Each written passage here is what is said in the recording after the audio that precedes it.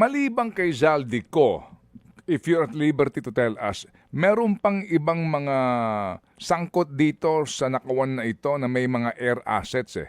Meron ka bang informasyon? Totoo nga yun na yung mga ilang mga halimbawa congressman na yung kanyang air assets naka-freeze na rin?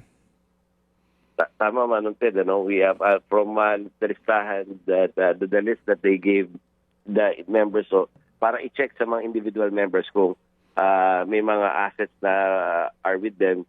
So halimbawa ho, yung mga bank deposits sa BSP, air assets sa CAAP, pati ho ang marina para doon sa mga water assets kasi parang yung nakita natin, even yung some of the companies owned by former Congressman ko sa Misibis Bay Corporation owns some water assets as well. So pinasa na ho doon sa mga iba-ibang individuals to recheck if may mga natira pa mga assets.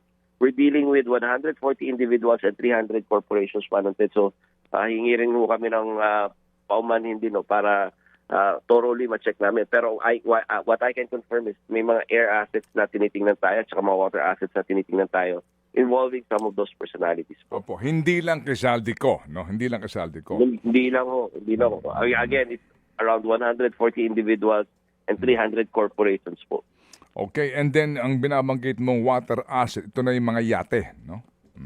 Mga yate, mga speedboats, even yung mga bangka. Kung ano yung, ang thinking ko kasi ng ICITWG, Manong Ted, lahat po ng assets, ang sabi nga ho namin, what if yung involvement ng individual or corporation na yan exceeds, or yung assets ng mga individuals na yan exceeds yung potential liability na. Ang namin, lahat habulin natin kasi hindi lang naman yung actual damage or actual na nanako ang nahabol natin pati mga damages and fines. So lahat ng pwede natin habulin na natin. Okay. Sige, so yung 141 individuals na yon, yung mga air assets at ilang pang assets nila naka-freeze na ngayon? Hindi.